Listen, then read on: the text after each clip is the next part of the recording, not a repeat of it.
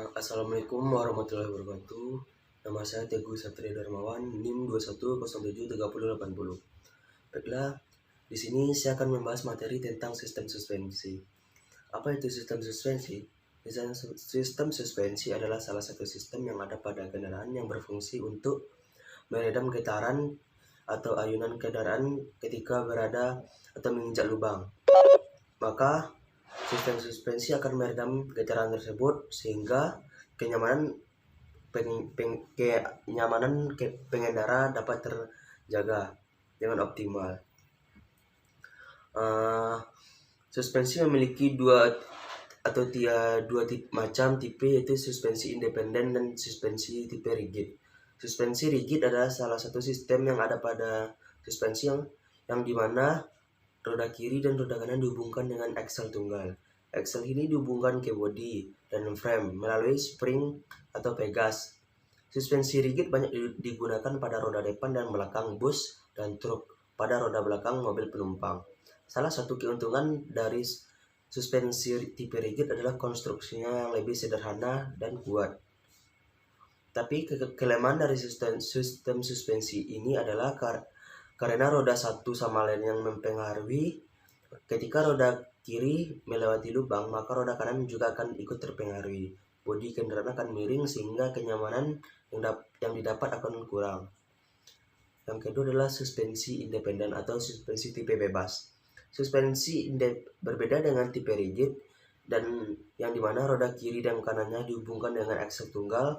Pada suspensi independen ini, antara roda kiri dan roda kanan tidak dihubungkan dengan aksel tunggal. Kedua roda dapat bergerak bebas tanpa saling mempengaruhi. Biasanya suspensi model ini digunakan pada roda depan mobil penumpang.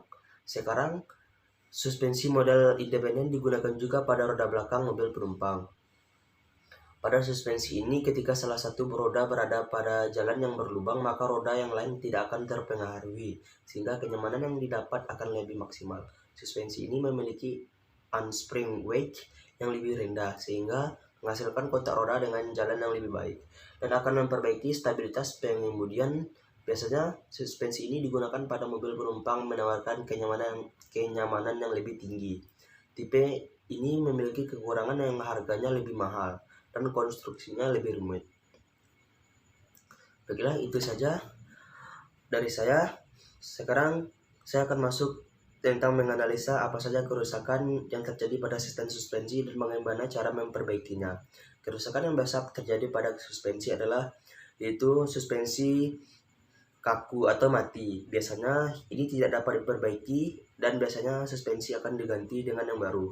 Yang kedua adalah suspensi bocor. Kebocoran itu terjadi karena seal atau karet yang ada pada suspensi itu rusak, sehingga akan keluar oli.